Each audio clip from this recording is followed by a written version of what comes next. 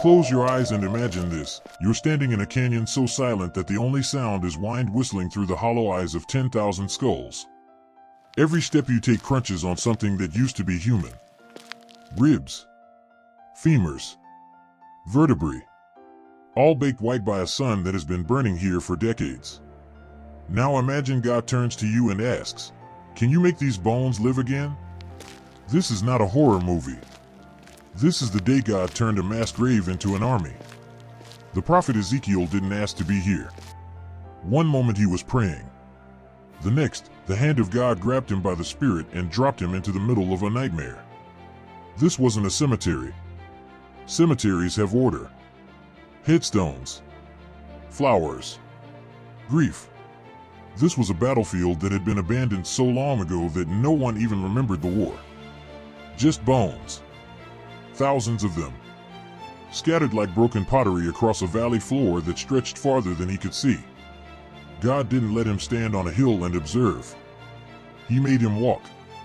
For what must have felt like hours, Ezekiel crunched through the wreckage of what used to be men. A shattered jaw here. A splintered rib cage there. Fingers still curled as if they had been reaching for something when death came.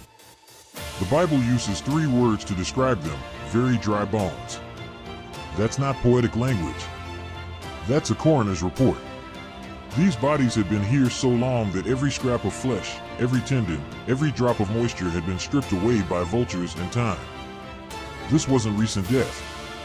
This was ancient death. The kind where hope doesn't just die, it decomposes. And it gets worse. In the ancient world, leaving a body unburied was the ultimate curse. It meant you were so defeated, so disgraced, that even your enemies didn't bother to cover you. These weren't just dead soldiers. They were a humiliated nation. Forgotten. Forsaken. Proof that God himself had turned his back. Or so it seemed. Then God spoke. And what he asked was the most insane question in human history. "Son of man, can these bones live?" Ezekiel's brain screamed the obvious answer: no. Absolutely not. These bones couldn't live yesterday. They couldn't live 100 years ago. Physics doesn't work backwards. Biology doesn't have an undo button. Death is the one door that doesn't swing both ways. But he was standing in front of the God who invented doors. So Ezekiel gave the only answer that made sense: "Lord, only you know." Then God gave him an order that sounded even crazier than the question. Prophesy to the bones. Preach. To skeletons. Talk to dust and calcium and the empty air. Stand in the middle of a mass grave and deliver a sermon to an audience that has been dead longer than you've been alive. Do you understand how ridiculous that is? It's like being told to give a motivational speech to a parking lot. To sing a lullaby to concrete. To counsel a pile of gravel about its life choices. But here's what God was really asking: Ezekiel, do you believe I can do the impossible, or do you only believe I can do the unlikely? Because these bones weren't just bones. They were a symbol. They represented the entire nation of Israel, exiled in Babylon, scattered across a foreign empire, their temple destroyed, their identity shattered. They had been telling themselves the same thing for 70 years: we are cut off. Our hope is lost. We are completely dried up. God wasn't asking Ezekiel to believe in bones. He was asking him to believe in resurrection when resurrection seemed like a fairy tale. So Ezekiel did it. He opened his mouth and prophesied. And at first, nothing happened.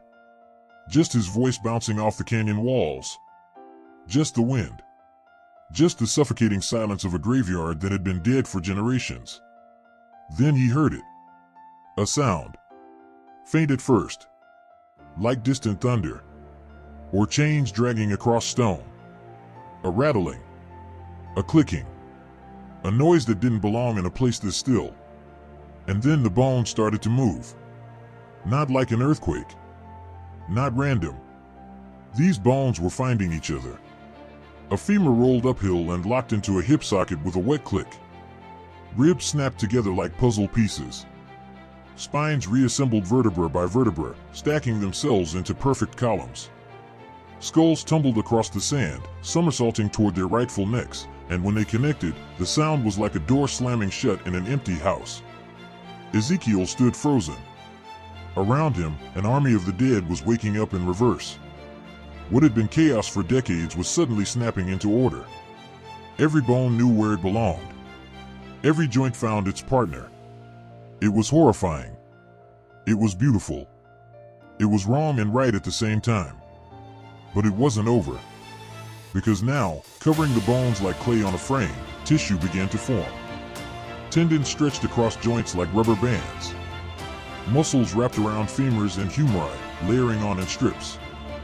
Then flesh, pale, fresh, soft, sealed over the muscle. And finally, skin. Human skin, smooth and unbroken, covering every inch. In less than a minute, the valley had transformed. Where there had been scattered wreckage, now stood an army of perfectly formed human bodies. But here's the nightmare: they weren't alive. They were mannequins. Corpses with skin.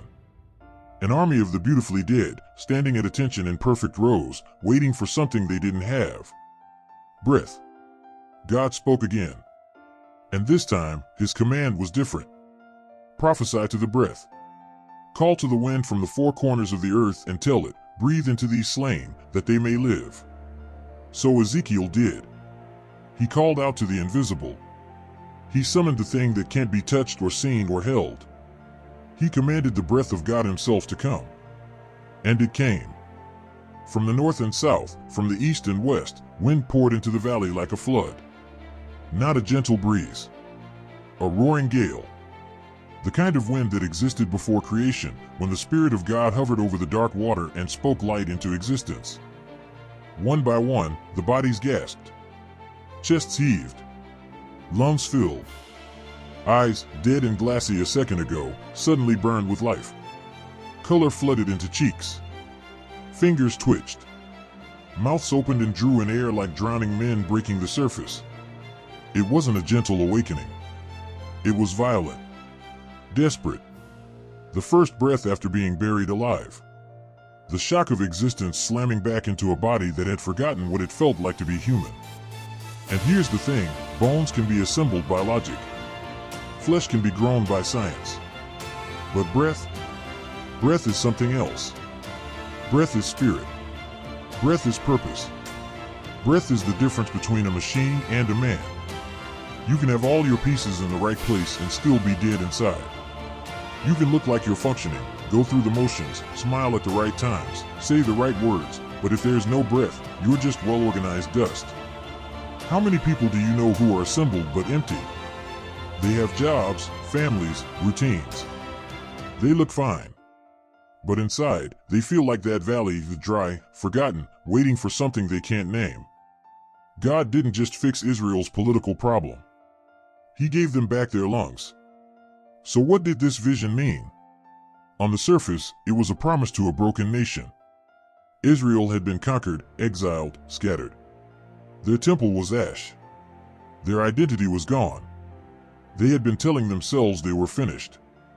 And God said, not yet. I'm going to take you out of your graves. I'm going to bring you back to your land. I'm going to put my spirit in you. And you will live. It was a prophecy. And it came true. 70 years later, Israel returned. The temple was rebuilt. The bones lived again. But this vision doesn't stop in ancient Babylon. It echoes forward. Because every one of us has stood in that valley at some point. Maybe you're the pastor who burned out 3 years ago and still hasn't opened a Bible. The bones are assembled. You still show up. But the breath is gone. Maybe you're the addict who relapsed again last week and you're convinced God is done with you. The valley feels permanent now. The dryness feels earned. Maybe you're the person who prayed for something so long that you stopped praying altogether. Hope didn't just die. It decomposed. And God is asking you the same question he asked Ezekiel. Can these bones live? Not, can you fix this? Not, do you have a plan? But do you believe I can do what looks impossible from where you're standing? Because here's the truth that will either wreck you or save you. God doesn't need your bones to be a little bit alive. He doesn't need you to meet him halfway. He doesn't need you to be mostly hopeful or partly faithful or kind of ready. He just needs you to open your mouth and prophesy to the dead thing. To speak life over the marriage that flatlined. To pray again even though it feels like talking to dust. To show up to the grave and call it by name, even when logic says nothing will answer. And sometimes, not always on your schedule, not always in the way you expected, the rattling begins. To us, a valley of skulls is the end of the story. To God, it's just raw material. The question isn't whether you're dead.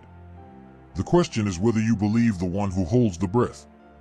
Because if God can raise an army from bones, imagine what he can do to the giants who think they're untouchable.